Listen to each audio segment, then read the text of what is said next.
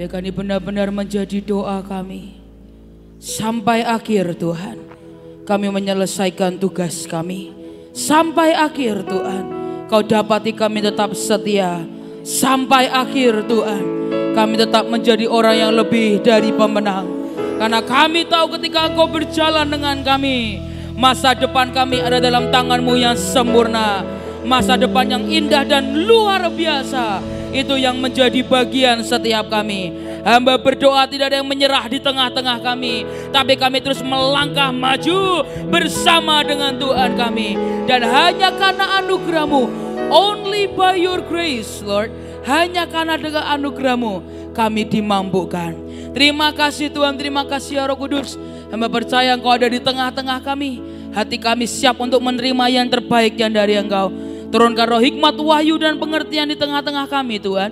Buat kami menangkap yang menjadi firman-Mu, yang menjadi rema-Mu hari ini.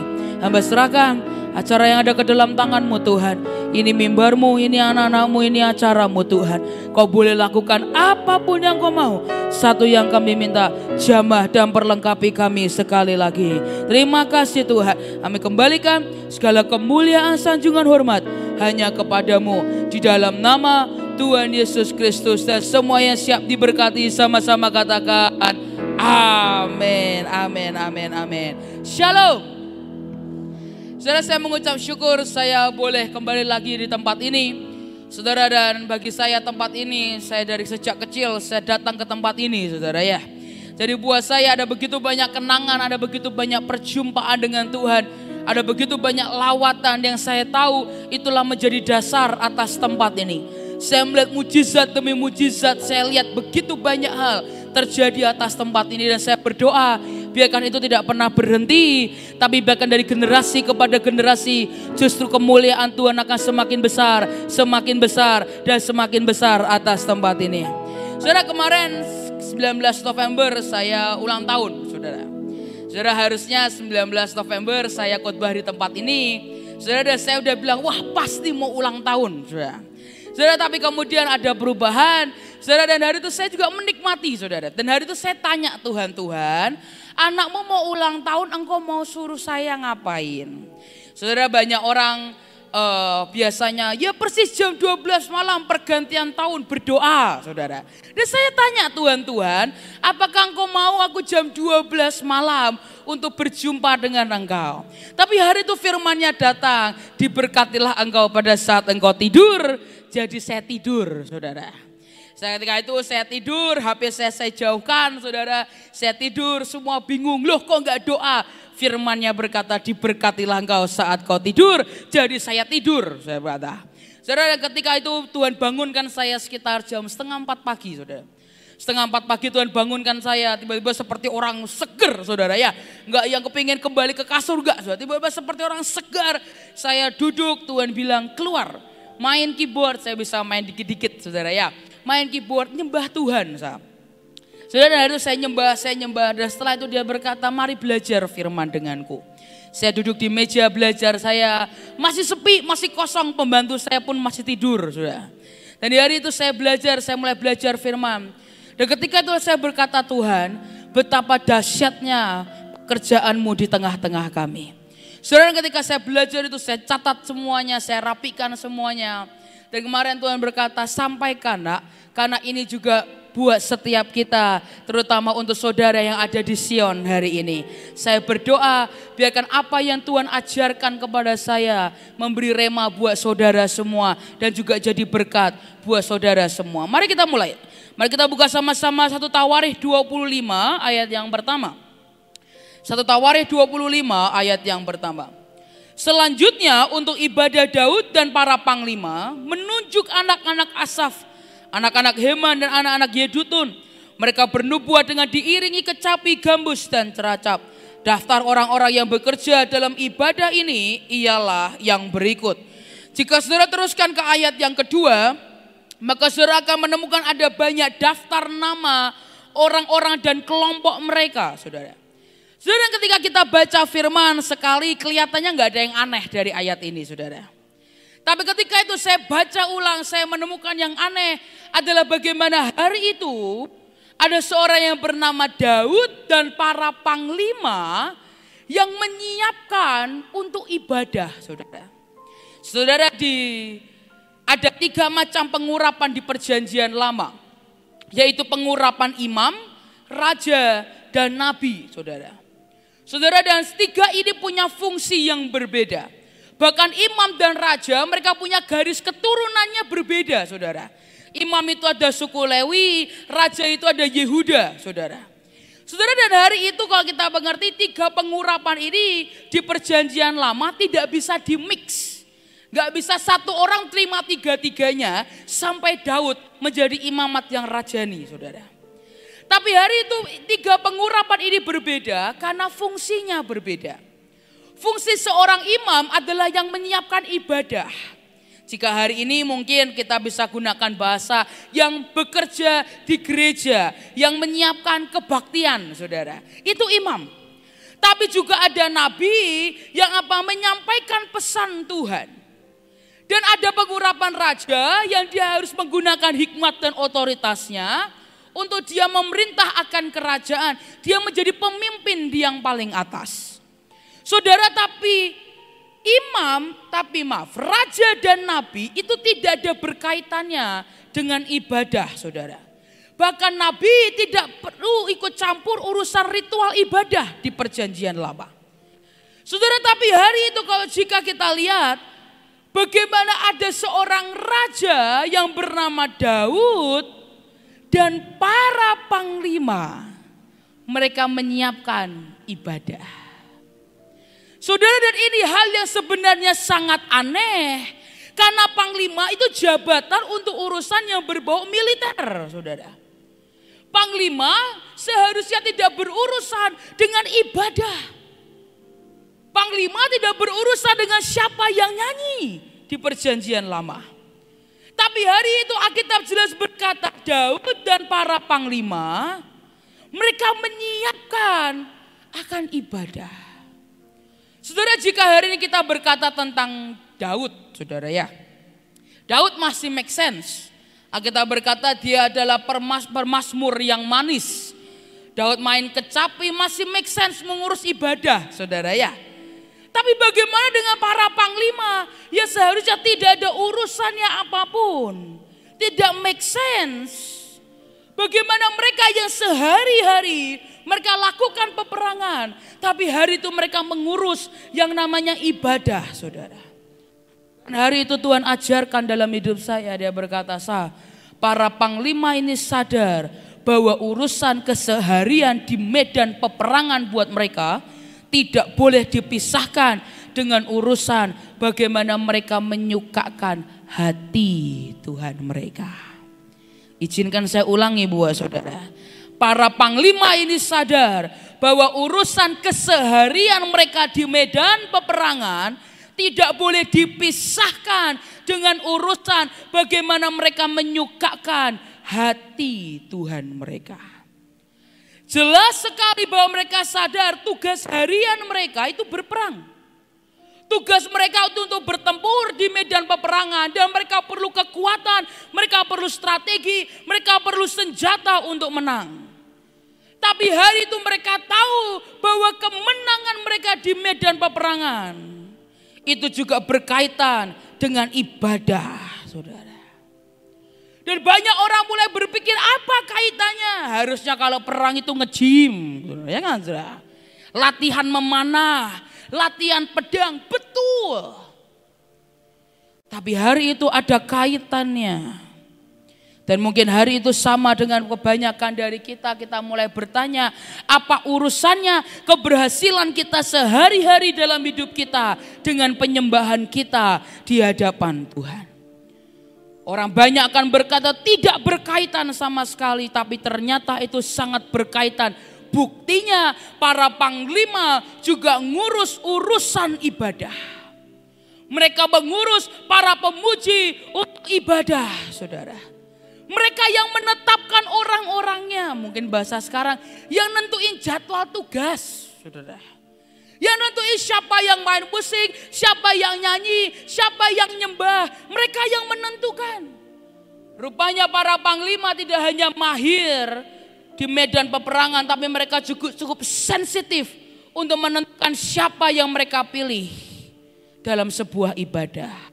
Karena mereka sadar bahwa kemenangan pertempuran mereka ditentukan oleh seberapa mereka bisa menyenangkan hati Tuhan mereka. Saudara, bukankah hari itu Yosua juga mengalami yang sama? Ketika dia berperang melawan orang Amalek, kemenangannya bukan hanya karena kehebatan kekuatan pedangnya, tapi karena tangan seorang yang bernama Musa yang diangkat di atas, saudara. Hari itu Alkitab jelas berkata begitu tangan Musa turun, lemahlah kekuatan pasukan Yosua. Tapi begitu Musa angkat tangannya, mereka menjadi kuat dan mereka mengalami kemenangan. Kalau saudara perhatikan dari Alkitab dari dulu menjelaskan bagaimana bahwa urusan menyenangkan hati Tuhan, memberikan yang terbaik penyembahan, pujian dan sanjungan kita ke Tuhan akan menentukan kemenangan peperangan kita. Dan hari itu Daud, Alkitab berkata setiap pergantian tahun para raja-raja selalu berperang, saudara. Saudara, dan dari zaman papa saya hidup, kami ini hampir-hampir nggak pernah liburan seperti orang normal, saudara. Orang normal nyarinya waktu Natal, ya kan saudara? Waktu Natal, pergantian tahun, liburan, saudara. Dan itu nggak ada salahnya. Tapi bagi kami yang punya panggilan seorang raja yang Tuhan berikan dalam hidup kita, saudara, hari itu Tuhan beri firman cukup kuat dalam hidup papi saya. Setiap pergantian tahun, para raja-raja harus berperang. Saudara, saya nggak pernah liburan persis di pergantian tahun, saudara.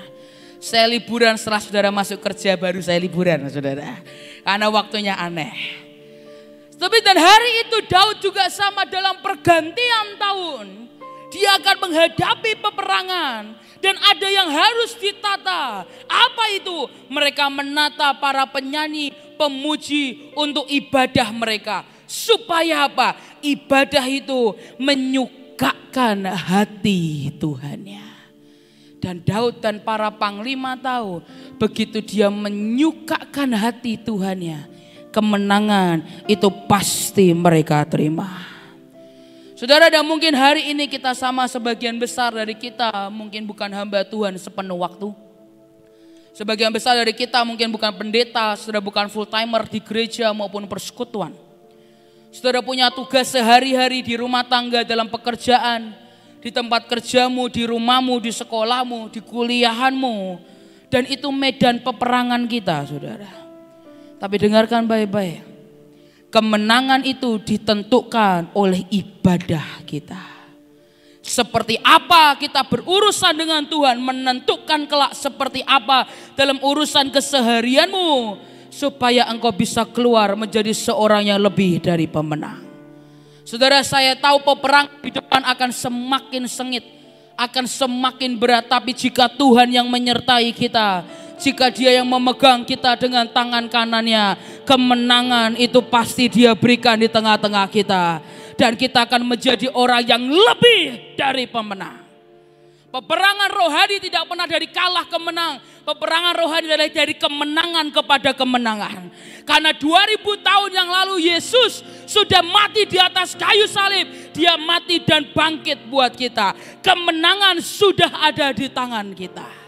Tapi sekali lagi dia berkata, nah, kemenanganmu, peperanganmu di luar, kemenanganmu ditentukan oleh ibadahmu, saudara. Saudara, penyembahan kita, ibadah kita, kita datang persekutuan ini bukan aktivitas tambahan, saudara. Tapi ketika saudara datang ke tempat ini, saudara menyembah Tuhan. Terutama saudara datang dalam doa pemulihan Pondok Daud. Saudara perlu mengerti ada begitu banyak hal kemenangan yang sedang Tuhan buat dalam hidupmu.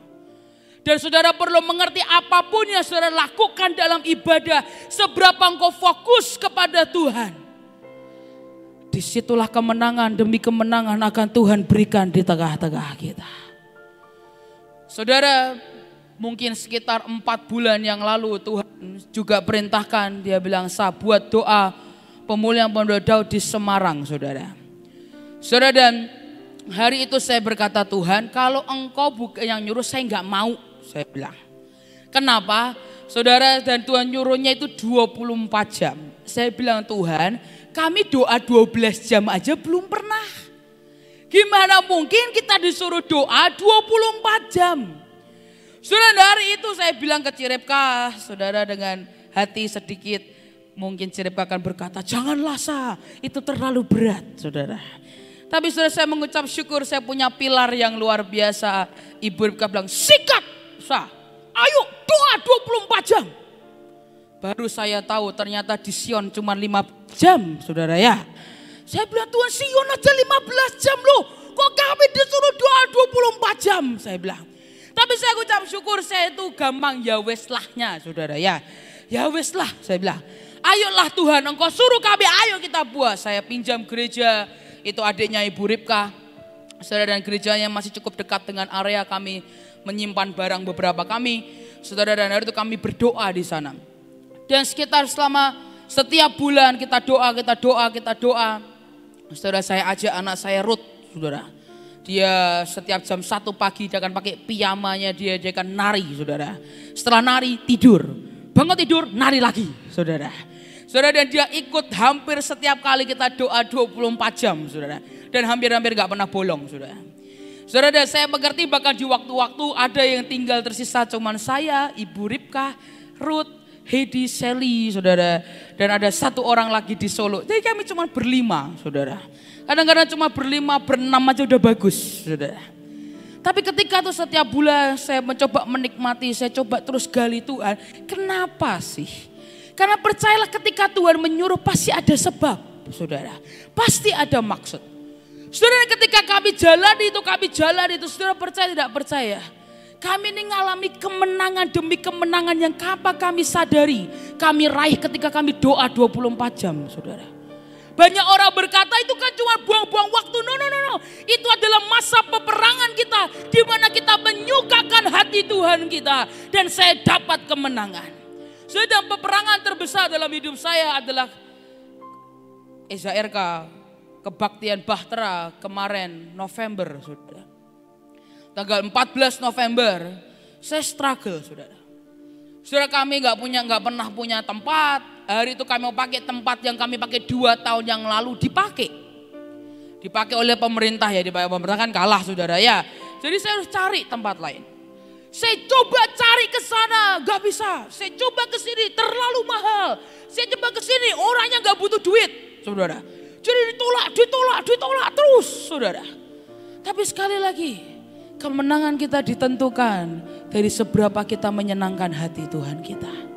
Saudara, hari itu, saudara boleh percaya tiba-tiba ada orang datang, dia bilang, Sam, entah bagaimana caranya Tuhan bukakan jalan pakai tanah ini. Saudara, itulah tanah yang kami pakai sebelah MHC persis, saudara ya. Kalau saudara pernah datang ke Great Awakening, ini juga sempat disewa untuk parkir dan untuk overflow kalau saya tidak salah. Karena saya pernah jalan di situ, saudara. Waktu Great Awakening semua lagi sibuk, saya itu muter-muter, saya nyampe ke tanah itu, saudara. Saudara, ketika saya lihat tanah itu, oke, dia berkata, awalnya orangnya nggak boleh. Tiba-tiba Tuhan buat keajaiban, dia berkata, oke boleh, kamu pakai 2 bulan dengan harga yang sangat murah, saudara. 1 berhasil, saya berkata, oke, tenda berdirikan, karena sudah ada, saudara. Tenda diberdirikan. Masalah berikutnya, saudara, ada banyak, saudara. Dihitung-hitung kami perlu sewa lighting, kami perlu sewa sound system, kami perlu sewa LED, kami perlu sewa kursi. Dan begitu dirinci, keluar rinciannya, datang ke saya bilang, blais Tuhan. Saudara, ketika saya lihat itu, saya percaya saya nggak punya uang sama sekali. Saya udah datang ke Cirepka, saya bilang, Ci, ini nggak ada uangnya, saya bilang. Gimana ya, Ci? Tapi hari itu saya bilang, tapi gak apa-apa lah. Sejak kapan kita mulai dengan berkecukupan? Saya berkata, ini namanya latihan iman. Saya berkata, ayo kita berdoa. Dan hari itu ya, tiap kali kami doa 24 jam, selalu kami terima blessing demi blessing.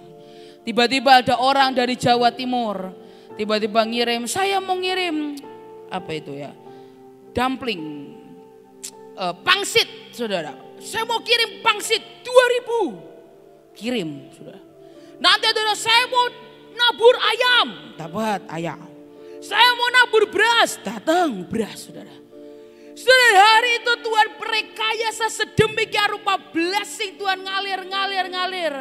Tapi kan bayar LED lighting sound gak bisa pakai ayam, saudara ya. Saya bilang Tuhan, saya ucap syukur, dan saya benar-benar ucap syukur. Kenapa? Karena kita memberi makan 2.000-3.000 orang pagi, siang, malam. Awalnya mau dikasih jam, lama-lama ngelos. Gak pernah berhenti ngasih makan, saudara. Saudara, dari akhir itu saya ucap syukur. Kenapa? Kebutuhan pesta makan untuk anak-anak Tuhan, hamba-hamba Tuhan. Sekitar 200-500 hamba Tuhan yang kemarin ikut, saudara, dari pinggiran kota Semarang. Mereka makan dengan kenyang, saudara. Nggak ada yang lapar, nggak ada, kenyang semua. Tapi kan bayar sound system lighting LED nggak bisa pakai ayam. Atau pakai pangsit gorengan, saudara. Dan hari itu saya cuma datang ke Tuhan, saya berkata, Tuhan kau yang perintahkan, kau yang tanggung jawab. Saya bilang. Saudara, hari itu Tuhan bagi fokus ke Tuhan, fokus ke Tuhan. Saudara, dan hari itu saya nyembah aja.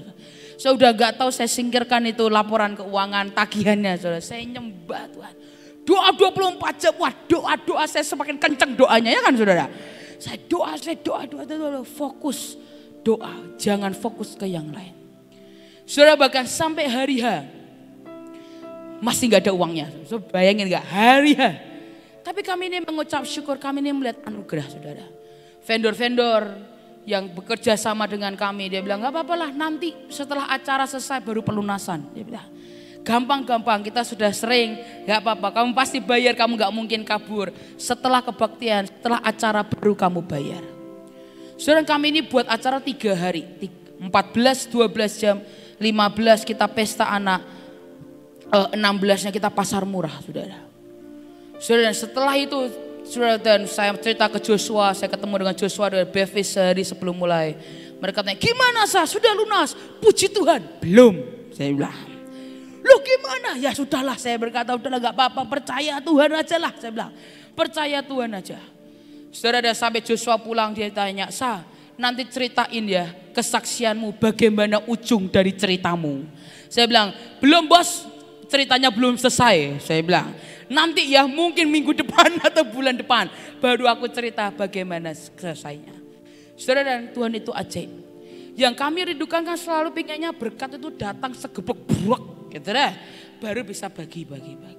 Tapi namanya Tuhan kepingin anaknya belajar beriman lain, saudara. Dibuatnya apa? Tiap membayar ada uangnya. Nanti habis. Besoknya lagi, waktu mau bayar ada uangnya lagi. Bisa-bisanya uang itu exactly jumlahnya sesuai dengan yang harus kita bayar. Sedikit. Kemarin saya cek gimana, semua sudah lunas, tertutup rapat, saudara. Sudah ketika orang tanya gimana caranya, kemenangan saya di doa 24 jam. Saya berkata, saya fokus diri saya bukan ke uang tapi ke Tuhan. Saudara, saya juga waktu itu di tenda lawatan, karena itu kan tanah, saudara ya. Saya itu butuh kontainer untuk jadi green room. Saudara, bukan kontainer yang kecil, saudara ya. Kontainer yang besar yang bisa dijadikan ruangan, saudara. Saudara, hari itu kami sudah struggle. Saya cerita ke Ciripka juga struggle, saudara. Kami butuh 3. Iman saya awalnya 2, saya mau nambah 1 lagi, saudara ya. Iman saya 3. Saya perlu 3 buat green room dan perlu buat daycare anak-anak. Saya perlu 3. Saudara, saya masih ingat Rosasana Bahtera di Sion 1 Oktober. Dan sekali lagi firman-Nya datang, fokus sembah Tuhan. Fokus ibadah saya, jangan fokus ke yang lain. Saudara, dan hari itu saya memfokuskan diri saya. Saya benar-benar ibadah, saya melayani di atas, saya turun ke bawah, ke anak-anak, ke youth. Saya naik lagi ke atas setelah selesai. Saudara, saya berkata, Tuhan, saya mau fokus ke Engkau. Saudara, saya mau bersaksi. Saudara. Saya pulang dari Sion besok harinya. Tuhan kasih kami kontainer 3 cash lunas, saudara. 3. Pulang dari Sion, orang tanya gimana, gak tahu, fokusnya ke Tuhan. Kok bisa fokusnya ibadah? Apa hubungannya? Karena begitu engkau menyenangkan hati Tuhanmu, maka Dia akan membukakan begitu banyak jalan dalam hidupmu. Carilah kerajaannya, maka semuanya akan ditambahkan kepadamu. Jadi ibadah itu bukan sekedar selingan kegiatan, saudara. Tapi ketika saudara hadir tempat ini, saudara nyembah Tuhan, saudara nari, saudara fokus untuk sembah, fokus kepada Tuhan. Kemenanganmu ditentukan di saat-saat seperti ini, saudara. Saudara, dan hari itu kalau saudara perhatikan baik-baik, Daud dan para panglimanya menatakan ibadah. Ibadah kepada siapa? Kepada Tuhan. Tuhan siapa? Allah Yehova. Tapi Tuhan seperti apa, saudara? Saudara lihat Kisah Para Rasul 15 ayat yang ke-15 sampai ayat yang ke-18. Hal itu sesuai dengan ucapan-ucapan para nabi seperti yang tertulis.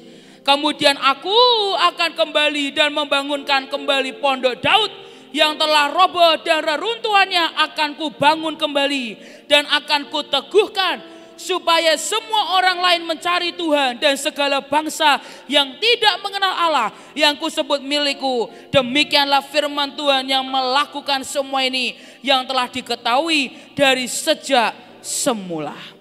Alkitab jelas berkata Dia akan memulihkan pondok Daud. Sedangkan saudara perlu mengerti, tabernakel, kemah itu bukan cuma Daud, saudara. Ada kemah Musa, ada Salomo, tapi hari itu yang Tuhan pulihkan adalah pondok Daud. Dan Daud para panglimanya mengatur akan ibadah, dan sentral dari ibadah itu adalah Tuhan. Dan Tuhan seperti apa? Tuhan di zaman Daud digambarkan sebagai tabernakel atau pondok dari Daud. Apa itu sebenarnya? Saudara, zaman Musa ada pelataran, ada ruang kudus, ada ruang maha kudus. Salomo juga sama, ada pelataran, ruang kudus, dan ruang maha kudus. Tapi hari itu untuk orang bisa ketemu dengan tabut yang saudara lihat hari ini, mereka harus melalui pelataran, ruang kudus, dan di ruang maha kudus barulah mereka berjumpa dengan Shekinah glory akan tabut Tuhan. Tapi kalau saudara perhatikan di zaman Daud, di pondok Daud, di kemah Daud, itu hanya cuman satu tenda, satu kemah yang sangat simpel. Dan ketika saudara buka, di dalamnya saudara temukan Shekinah glory, saudara temukan tabut Tuhan. Sekali orang buka, dia langsung berjumpa dengan Shekinah glory. Saudara, pondok Daud itu artinya Tuhan yang datang dalam keintiman. Tuhan yang datang yang approachable. Tuhan yang gampang digapai, Tuhan yang gampang dihubungi, Tuhan yang gampang untuk dijumpai, saudara. Tuhan yang tidak dibatasi oleh berbagai lapis yang membuat orang sukar bertemu dengan Dia. Tuhan muncul dalam kesederhanaan, sesuatu yang sangat simpel, di mana ketika orang buka tirainya, dia langsung bertemu dengan Tuhan. Dan 2000 tahun yang lalu tirai itu sudah dibelah, bukan dari bawah ke atas, tapi dari atas ke bawah. Artinya apa? Itu kerinduan Tuhan, itu keinginan Tuhan untuk dia berjumpa face to face, untuk berjumpa dengan anak-anaknya, saudara. Dan itulah kesederhanaan yang Tuhan bisa dijumpai, dan itu yang sedang Dia mau pulihkan hari-hari ini. Daud dan para panglima untuk urusan ibadah mereka ngatur, dan dalam ibadah itu pusatnya adalah Tuhan. Dan pada zaman Daud gak rumit, saudara. Gak ada halaman, gak ada ruang kudus, gak ada ruang maha kudus, hanya satu kemah. Di dalamnya ada tabut Tuhan, ada Shekinah glory, tirainya sudah terbuka. Dan demikian inilah berita baik. Melalui Yesus akses ke Bapa terbuka lebar bagi kita. Dan Tuhan adalah pribadi yang ingin dekat dan intim dengan anak-anaknya. Kalau saudara perhatikan hari itu, Tuhan sebenarnya adalah Tuhan yang rindu dekat dengan setiap umatnya.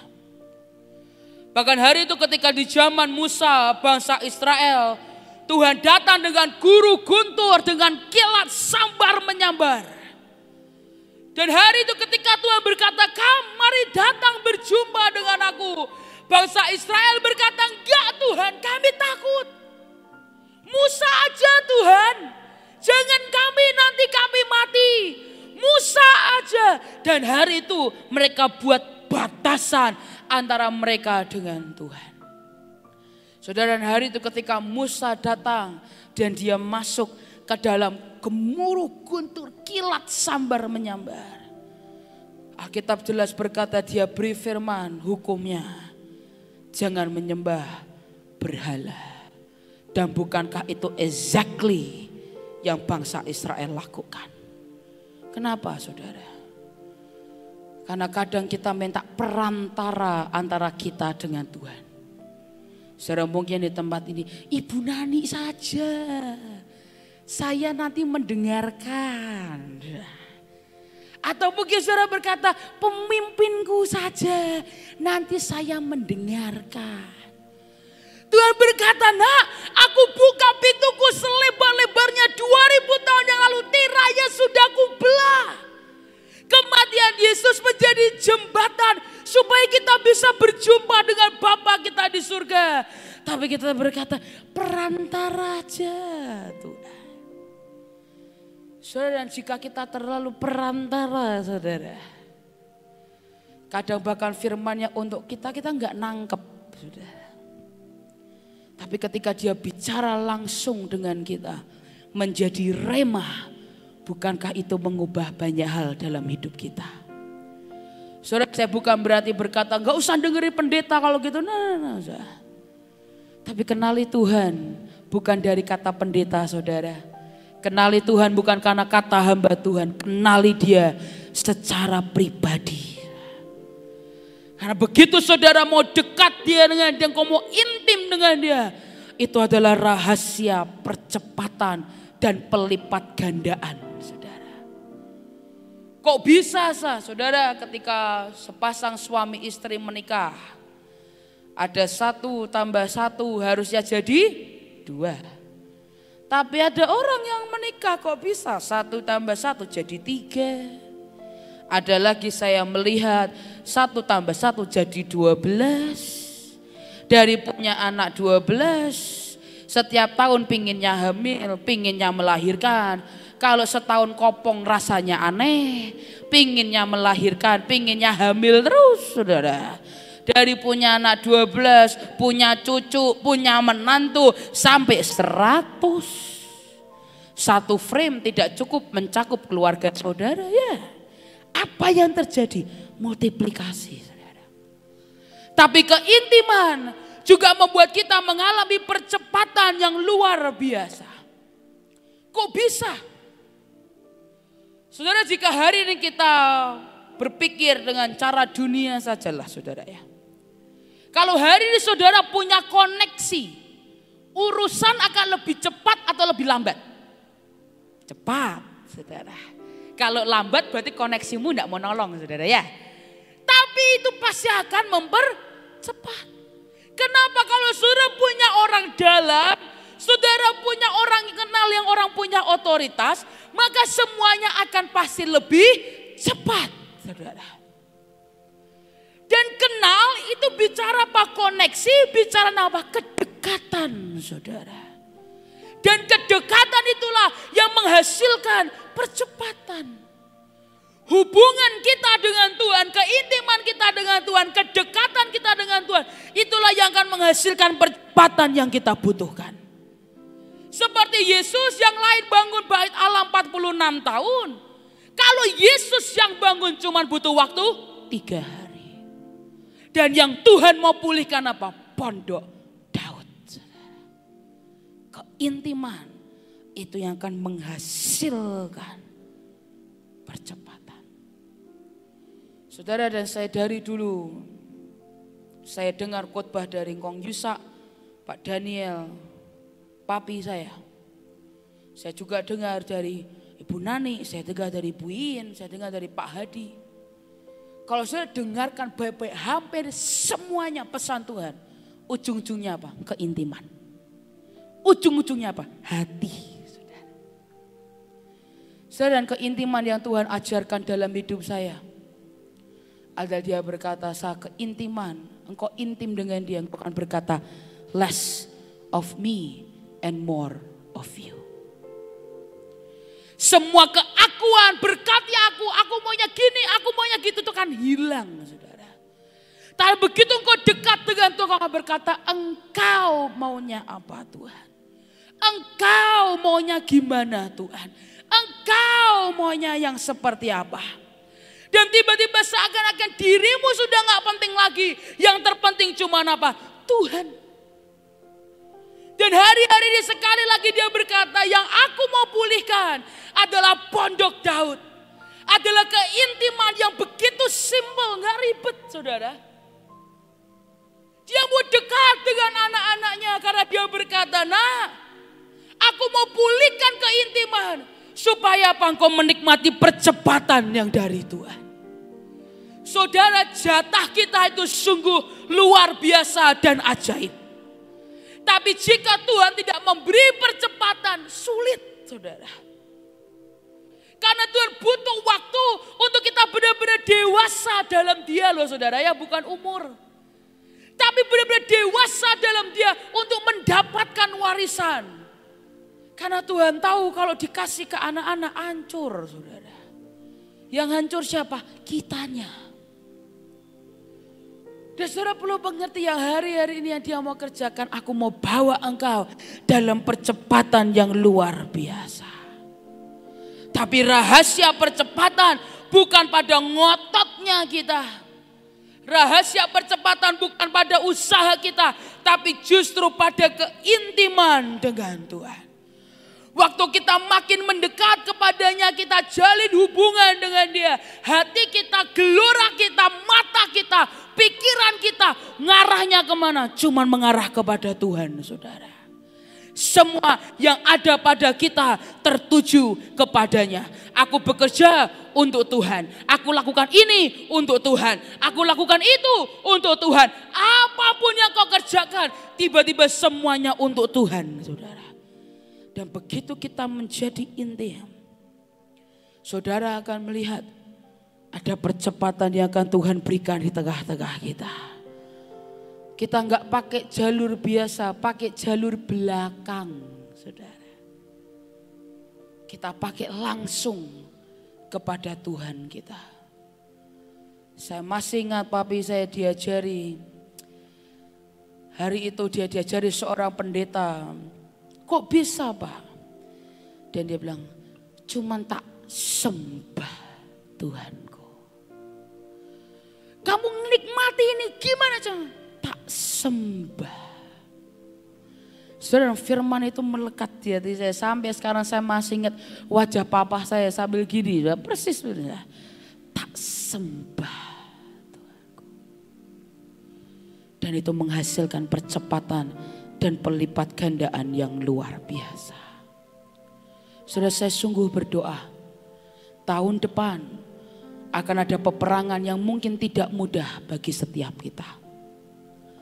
Tapi selama saudara nempel ke Tuhan saudara, engkau percaya pada kasih setianya, percayalah kemenangan itu yang akan menjadi bagian setiap kita. Percepatan dan pelipat gandaan itu yang akan kita nikmati saudara. Sedang ketika saya baca, saya diajari Tuhan akan firman ini, saya berkata ya Tuhan. Ujungnya semua dari engkau dan harus kembali untuk engkau. Ujungnya gak ada cara lain, gak bisa ngotot, gak bisa berusaha sendiri. Tapi ujung-ujungnya apa? Kembali kepada pokok sumbernya. Engkau nempel ke dia, maka engkau akan lihat percepatan dan pelipat gandaan turun dalam hidupmu. Terakhir saudara.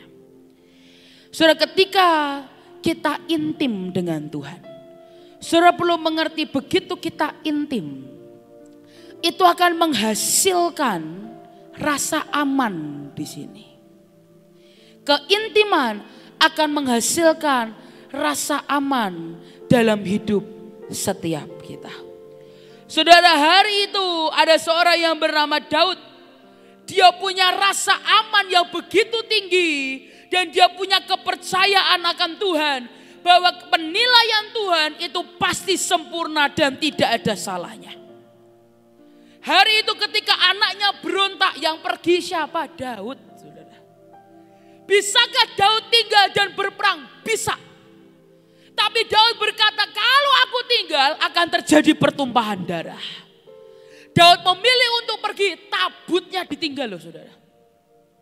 Sedangkan tabut itu bukan hanya cuman pajangan, tapi simbol jika ada tabut Tuhan, artinya orang itu sah menjadi raja atas bangsa Israel.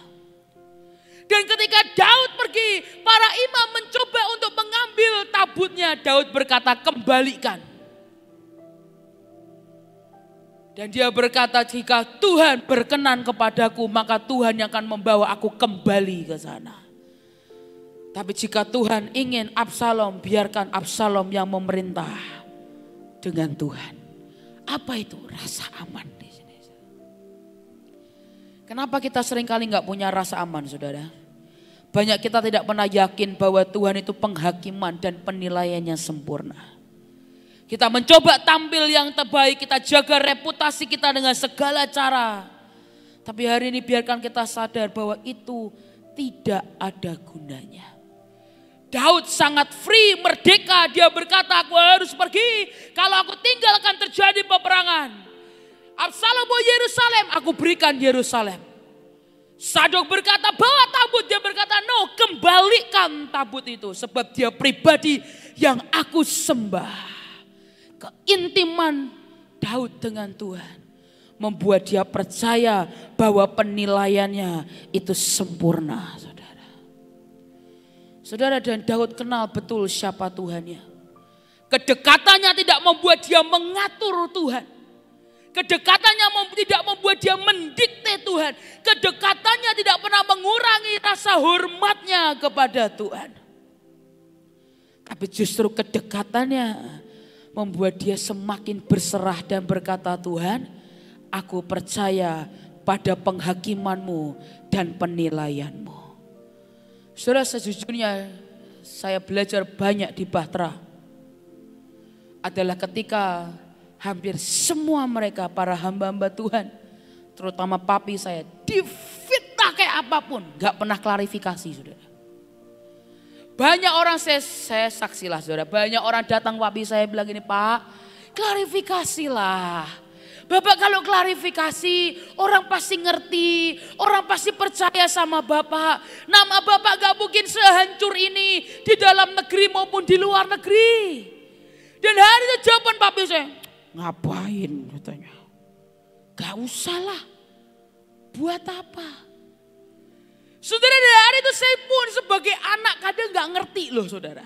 Iya kenapa ya saya bilang. Kan tinggal klarifikasi aja. Begini kan selesai. Tapi hari itu saya belajar apa? Rasa aman yang luar biasa itu yang harus kita punya saudara. Orang boleh menilai kita seperti apapun. Bisakah engkau percaya penilaiannya dan penghakimannya itu sempurna. Bahkan jika Tuhan mengizinkan mungkin nama kita hancur. Bukan karena kesalahan kita, bukan karena ketidaktaatan, bukan karena kejahatan kita ya saudara ya. Tapi jika dia izinkan hancur seperti Zakaria, di mata Tuhan dia berkenan, di manusia enggak. Tapi bukankah dia Tuhan yang ajaib, dia kembalikan reputasi Zakaria. Kok bisa sampai hari ini ada makam dari Zakaria di Israel. Sedangkan ada begitu banyak orang yang bahkan makamnya pun tidak ditemukan, saudara. Tapi kenapa Zakaria bisa ditemukan? Tuhan sedang mengembalikan reputasinya. Saudara, dan hari ini saya sungguh berdoa. Saya tidak tahu ini buat siapa, tapi saya tahu di hati saya ada beberapa dari saudara. Engkau ngalami itu dengan orang-orang di sekitarmu. Engkau ngalami penghakiman, engkau ngalami fitnahan, engkau ngalami caci maki, saudara. Tapi Tapi hari ini saya boleh berkata demi Tuhan, jangan bela dirimu, bela pembelaan itu hak Tuhan, saudara. Jangan ambil hak Tuhan, biarkan Tuhan yang membela hidupmu. Terus kita ngapain? Intim dengan dia, saudara. Percaya bahwa penilaiannya dan penghakimannya itu sempurna di tengah-tengah kita. Maka saudara akan melihat dia akan mengembalikan semua yang hilang dari hidupmu. Tahun depan percepatan dia sediakan. Tapi sekali lagi intim dengan Tuhan. Saya akan tutup dengan cerita ini. Kemarin waktu saya buat tenda lawatan, ada aja suara demi suara, saudara. Saya dengar, ngapain sih bikin kayak begitu, buang-buang duit katanya. Padahal juga nggak pakai duitnya dia kan, saudara ya, buang-buang duit katanya. Nanti dibilang lagi, wah caranya itu begini, wah banyak, saudara. Saudara, dan saya tunggu cap syukur karena saya tuh orangnya rada pragmatis, saudara ya. Jadi kayak halah gitu loh, saudara ya. Jadi cuman berak gitu. Saya cuman kayak mainan badminton, saya tangkis, saudara ya. Karena saya pikir enggak lah, apaan ya. Dan hari itu saya masih sekali lagi saya berkata, Tuhan, saya memilih percaya pada penghakimanmu dan penilaianmu. Saya tahu buah yang kami dapat. Baru kemarin saya baptis 1 orang, saudara. Dia baru pertama kali datang di tenda lawatan pas sesinya Bu Nani, saudara. Dia datang, dia cerita dari kecil, dia ini sudah jadi perebutan oleh iblis. Dia punya karunia melihat dan segala macam. Bahkan dia nggak kenal saya, saudara. Dan dia datang pertama kali pas di sesi Bu Nani. Dia lihat kok banyak malaikatnya. Dia bilang, lu ini tempat apa? Dia bilang, kok banyak sekali malaikatnya.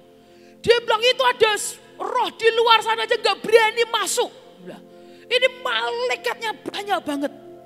Saudara, ketika dia selama sesi, selama kebaktian, selama firman, tiba-tiba dia dengar suara. Saudara. Dia bilang, hari ini harus kamu minta dibaptis. Dia bilang gini, Tuhan, dia tahu itu suara Tuhan. Saudara. Dia bilang, aku ini sudah menunda, dia tunda pembaptisan itu. Terus dia tanya, ya saya mau baptis, siapa yang membaptis saya? Saya orangnya cukup lumayan, saudara ya. Siapa yang mau berani baptis saya? Saudara, dan hari itu Tuhan tunjuk saya, saudara. Dia bilang ke temannya ini penari saya. Dia bilang, Mbak, pendetamu itu tegas, katanya. Dan malaikatnya gede, ada 4. Jadi saya harus baptis sama dia. Saya dengar minggu pagi, saya bilang, ayo minggu sore saya bawa ke rumah Bu Ripkah, saudara ya. Ada kolam renang dipakai buat baptisan, saudara. Saudara, hari itu dia datang, dia cerita. Dan hari itu dia berkata, ya aku sudah tidak mau lari dan tidak mau kabur. Hari ini aku mau serahkan hidupku kepada Tuhan. Mulai hari ini hidupku untuk Tuhan. Saudara, buat mungkin lusa kok cuma 1, Alkitab berkata 1 jiwa diselamatkan, surga bersorak-sorai, saudara. Dan buat saya itu benih, dan saya berkata, Tuhan, biar aku lihat buah ini semakin besar dan semakin besar.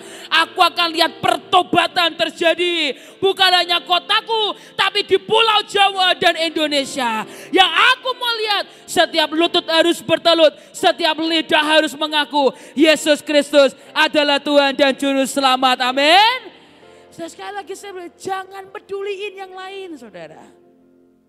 Hari itu Tuhan cari siapa yang bisa mengerti hatiku. Dia lihat Absalom lagi ngapain? Kerimbat, saudara. Kalau sudah tahu Absalom itu rambutnya kan panjang, saudara. So kalau nggak dikeramasi tiap hari nggak mungkin panjang, saudara. Dia cari lagi mana yang bisa seperti Daud. Dia cari malaikat siapa?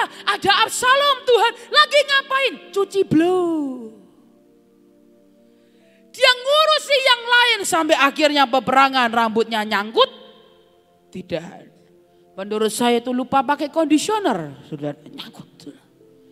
Tertembaklah, terpanalah, mati. Kenapa? Lupa pakai conditioner, nyangkut. Dan hari itu Tuhan cari dan dia berkata, aku rindu Daud. Dan hari itu bukankah kita mengerti? Bukan karena kuat dan gagah Daud. Tuhan membawa Daud kembali kepada posisinya. Ada reputasi yang dipulihkan. Tapi apakah Daud selama itu ngomel? Dia memilih untuk percaya pada kasih setianya. Tetap Alkitabmu saja, bangkit berdiri sama-sama. Beberapa bulan yang lalu saya dengar lagu ini, saudara. Ibu Ripka nyanyikan lagu ini ketika doa 24 jam. Saya pertama mikir ini kok lagu kok gak familiar karena saya gak tahu lagunya. Tapi ketika saya dengar sekali dan itu memberkati hidup saya. Sejak saya dengarkan terus-terusan, saudara. Dan lagu ini cukup simpel, dia cuma berkata, hati aku mau percaya. Karena apa? Kasih setia Tuhan, saudara. Saudara, percayalah perjanjian kasih setianya itu untuk selama-lamanya, amin. Dia Tuhan yang tidak pernah mengingkari. Dia berkata, hatiku bersorak karena penyelamatanmu. Bisakah hari ini kita memutuskan untuk bersuka cita karena penyelamatan Tuhan? Hari ini saya sungguh berdoa biar kali menjadi kerinduan hati kita. Kau percaya, ya Tuhan, karena kasih setiamu, hatiku bersorak Tuhan, sorak karena penyelamatanmu. Aku mau bernyanyi, aku mau bernyanyi kepadamu Tuhan, Tuhan Yesusku. Thank you Lord, karena Dia telah berbuat baik, Dia telah berbuat baik kepada kita, amin. Mari biarkan ini menjadi ucapan syukurmu, ini menjadi imanmu. Aku mau percaya, karena kasih setiamu. Hati kami bersorak Tuhan, bersorak karena penyelamatanmu. Kami mau bernyanyi kepadamu Tuhan, kepada Tuhan Yesusku, ya Tuhan, karena Dia telah berbuat baik kepadaku. Mari pegang hatimu sama-sama. Tuhan, biar hari ini hati kami nempel dengan Engkau Tuhan. Buat apapun yang terjadi, kami mau percaya karena kasih setiamu. Biar apapun yang terjadi, hati kami memilih untuk bersorak karena penyelamatanmu. Biar setiap hari dalam hidup kami yang kau temukan, yang kau dengar bukan gerutuan, bukan omelan. Tapi setiap hari yang kau dengar dari hidup kami adalah mazmur dan nyanyian ucapan syukur. Karena kami tahu Engkau telah berbuat baik kepada kami Tuhan. Tuhan, kami tahu Tuhan. Tahun depan tidak mudah, tapi kami tahu ketika Engkau percaya, Engkau berjalan dengan kami, Engkau berada bersama dengan kami. Engkau akan bawa kami menjadi orang yang lebih daripada. Terima kasih Tuhan, terima kasih. Mari sekali lagi sama-sama katakan, aku mau percaya karena kasih setiamu. Hatiku bersorak karena penyelamatanmu. Ya Tuhan, aku mau bernyanyi kepada Tuhan Yesusku. terima kasih Tuhan. Karena Dia telah berbuat baik. Mari terus nyanyikan dengan iman, nyanyikan dengan ini dari hati kami Tuhan. Aku mau percaya, Mau percaya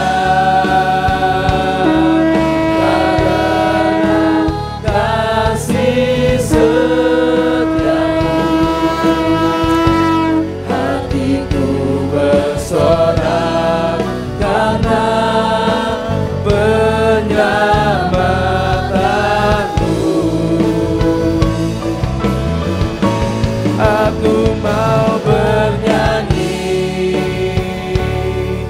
kepada Tuhan Yesusku,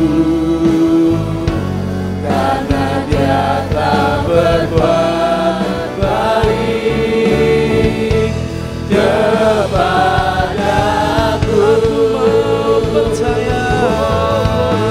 Aku mau percaya, karena kasih setiamu,